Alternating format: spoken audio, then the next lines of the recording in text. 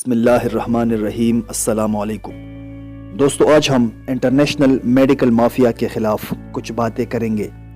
یہ medical mafia زیادہ تر یہودیوں کے زیر اثر کام کرتی ہے، اور کیسے کام کرتی ہے یہ بتانے کی کوشش کریں گے۔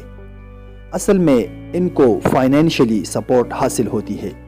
یہ مافیا سب سے پہلے ایک انتہائی خطرناک قسم کا وائرس تیار کرتی ہے۔ اس وائرس کی تیاری کے مراحل میں یہ کن کن باتوں کا خیال رکھتے ہیں تو وہ بتاتے ہیں۔ نمبر 1، ایک ایسا نیا وائرس جو پہلے موجود ہی نہ ہو۔ اس کی وجہ یہ کہ پرانی ادویات سے اس کو ختم نہ کیا جا سکے تاکہ میڈیکل مافیا کی مارکیٹ چلتی رہے۔ نمبر 2، اس میں ایسی خصوصیات شامل کر دی جاتی ہے جس کو میڈیکل ٹرم میں جینز کا نام دیا جاتا ہے، تاکہ ان خصوصیات کی بنا پر اگر یہ دوائی اثر بھی کرے تو ان ادویات کے خلاف مزاحمت نہ دکھا سکے، جس کو میڈیکل ٹرم میں اینٹو مائکروبیل ریزسٹنس کہتے ہیں۔ نمبر 3، جب یہ وائرس تیار ہو جاتا ہے تو اس کو پھیلانے سے پہلے ہی وہ اس کے لیے ادویات اور ویکسین بھی بنا دیتے ہیں، تاکہ دنیا میں تباہی پھیلانے کے بعد وہ انہی ادویات اور ویکسین کو مارکیٹ میں لا سکے اور اربوں ڈالرز کما سکے۔ ان کے لیے بایو ٹیکنالوجی، مائکرو بایولوجی اور جینیٹک انجینئرنگ فیلڈ کا سہارا لیا جاتا ہے، اور کافی ماہر سائنٹسٹس کی خدمات حاصل کی جاتی ہے۔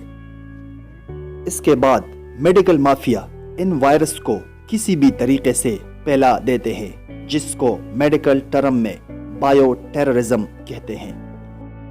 جب یہ وائرس پھیل کر انسانوں کو بیمار اور ان کی جانیں لینا شروع کرتی ہے تو متاثر ملک کے پاس اس وبا کو کنٹرول کرنے کے لیے کچھ بھی نہیں ہوتا، اور وہ ادویات بنانے کے لیے ریسرچ بھی شروع کر دیتے ہیں، لیکن اس میں کافی ٹائم لگ جاتا ہے اور تب تک کافی نقصان ہو چکا ہوتا ہے۔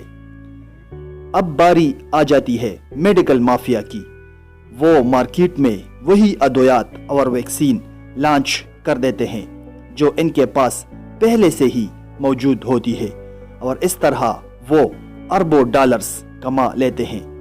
یہ واقعات تاریخ میں کئی دفعہ ہو چکی ہے۔ ایسے میڈیکل مافیا زیادہ تر اسرائیل، امریکہ اور جاپان جیسے ممالک میں کام کرتے ہیں۔ کسی ملک کی معاشی حالت خراب کرنے کے لیے بھی یہ حربے استعمال کیے جاتے ہیں۔ دوستو، چینل کو سبسکرائب کریں اور بیل آئیکن پر ضرور کلک کریں۔ شکریہ۔